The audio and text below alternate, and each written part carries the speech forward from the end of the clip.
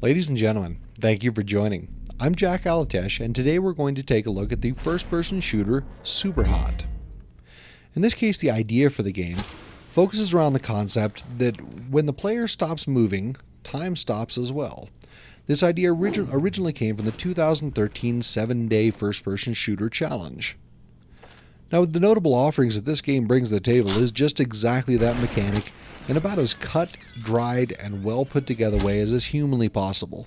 The game's theme is minimalist, and this applies at all levels, everything from your sound design to the number of weapons, to even the colors that are used, which are predominantly white and red. It works out fairly well to showcase this mechanic as well as build a fairly compelling game around it.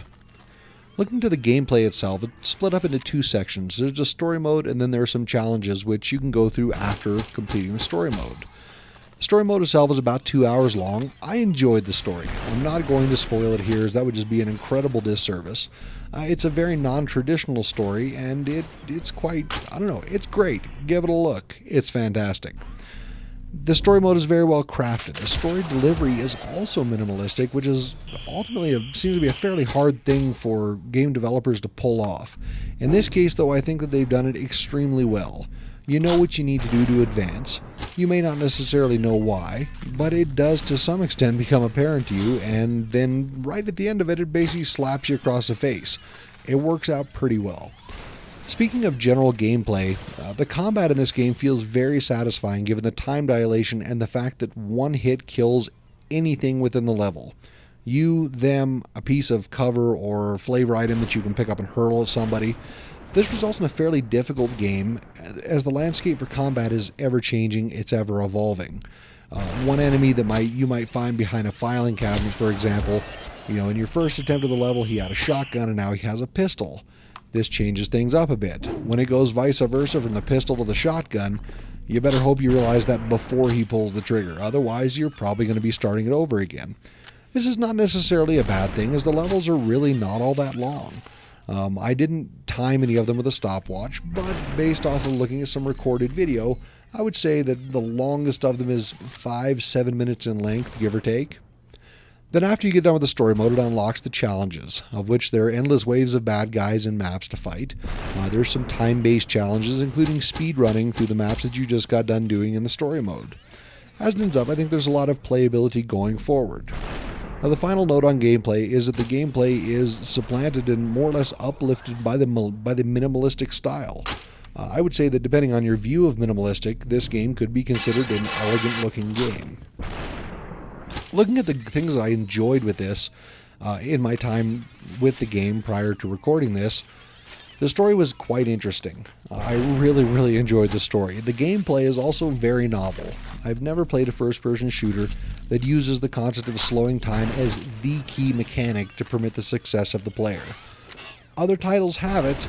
This one just has it like, the whole hog implementation of slowing time down.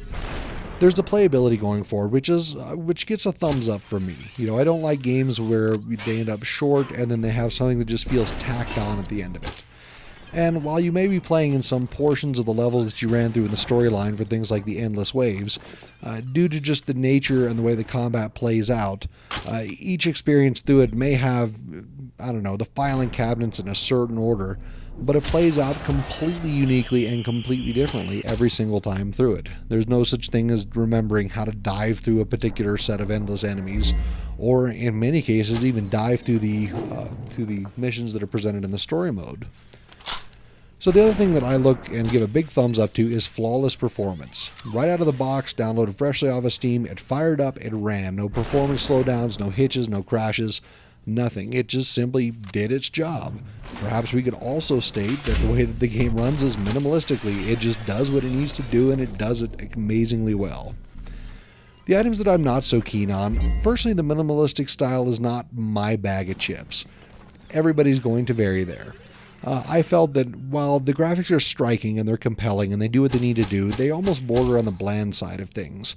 I don't necessarily know how I would fix this, if I were the king of the known universe. However, I don't know. That's just my opinion on it. Yours may very well differ. I would suggest before looking at this thing anymore, have a look around. Look on YouTube. Check out some screenshots.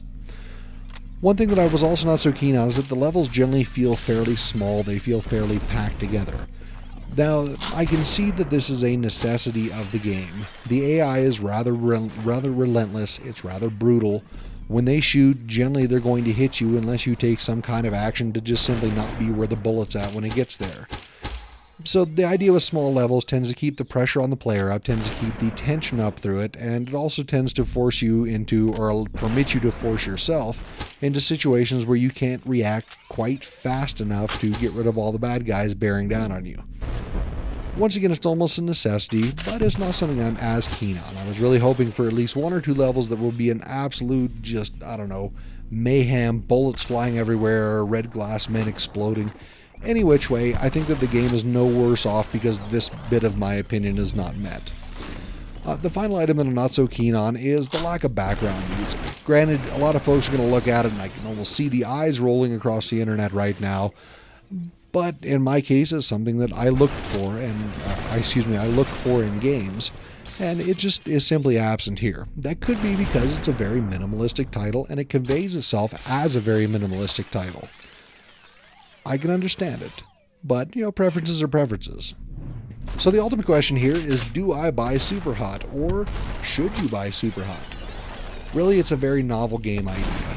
It's all based around the concept of slowing time down and stopping time just by stopping interacting with the world. It's pretty nifty, and it is extremely well executed.